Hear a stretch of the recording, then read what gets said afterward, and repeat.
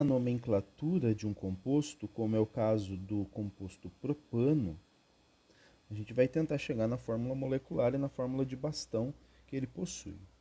Antes de você fazer essa divisão e chegar nessa conclusão, é importante que você tenha em mãos e tenha em mente, né, essa tabela que demonstra os prefixos que nós vamos utilizar para cada uma das cadeias carbônicas.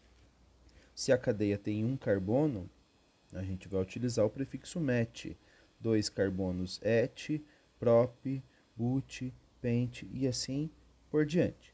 E você precisa entender que a molécula ela é dividida em três partes: a parte do prefixo, a parte do infixo, que é o meio, e a terminação, que no nosso caso, a gente vai falar só sobre hidrocarbonetos, então a terminação vai ser sempre o. A primeira parte representa a quantidade de carbonos, prop. Eu venho aqui e analiso. Prop são 3 átomos de carbono, então eu vou colocar 3 carbonos. 1, 2, 3. O átomo de carbono, seguindo os postulados, né, de Kekulé, ele precisa fazer 4 ligações, ele é um elemento tetravalente. Significa então que eu tenho que colocar nesse átomo de carbono mais 3 átomos de hidrogênio. Dessa forma, ele que fazia uma ligação apenas, agora está com mais uma, duas, três. 3 mais uma, 4 ligações. Esse átomo de carbono, que estava fazendo 2 ligações, ele precisa de mais 2 átomos de hidrogênio. E esse último átomo de carbono precisa de mais 3 átomos de hidrogênio. Diante disso, a gente tem a molécula de propano, 3 átomos de carbono e 6, 7, 8 átomos de hidrogênio, C3H8. Essa é a molécula de propano. Se eu pensar nessas duas novas moléculas, nesses dois novos compostos, eu continuo tendo o prefixo que indica a quantidade de carbonos que esse composto possui. X, a gente tem 6 carbonos.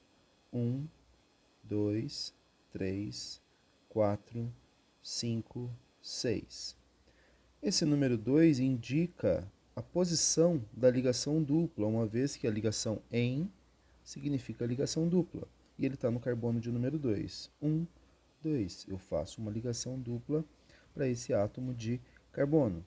Agora a gente vai completando com átomos de hidrogênio. Esse carbono está fazendo uma ligação apenas, então eu preciso de mais 3 átomos de hidrogênio.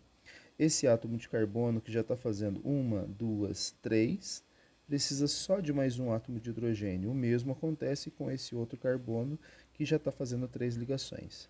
Aqui a gente tem esse carbono que está fazendo 2 ligações. Então ele precisa de mais 2 hidrogênios, o mesmo para esse e esse último átomo de carbono, 3 ligações. Lembrando também que eu posso representar essa molécula, esse composto orgânico, através da fórmula de Bastão. 1, 2, 3, 4, 5, 6. 1, 2, 3, 4, 5, 6 átomos de carbono. Completando aqui com a ligação dupla, que está no carbono de número 2. Então esse é o composto, aqui a gente tem a fórmula estrutural e aqui a gente tem a fórmula de Bastão. No but1eno, but, a gente tem 4 átomos de carbono. Então vamos colocar 1, 2, 3, 4. No carbono de número 1, a gente tem a ligação eno, ou seja, a ligação dupla. No carbono de número 1, a gente tem a ligação dupla. Vamos completar com átomos de hidrogênio. Esse carbono já está fazendo 2 ligações, então ele precisa de 2 hidrogênios. Esse precisa de 1, esse precisa de 2 e esse precisa de 3. Essa é a molécula de but1eno. 4 átomos de carbono, 1, 2, 3, 4.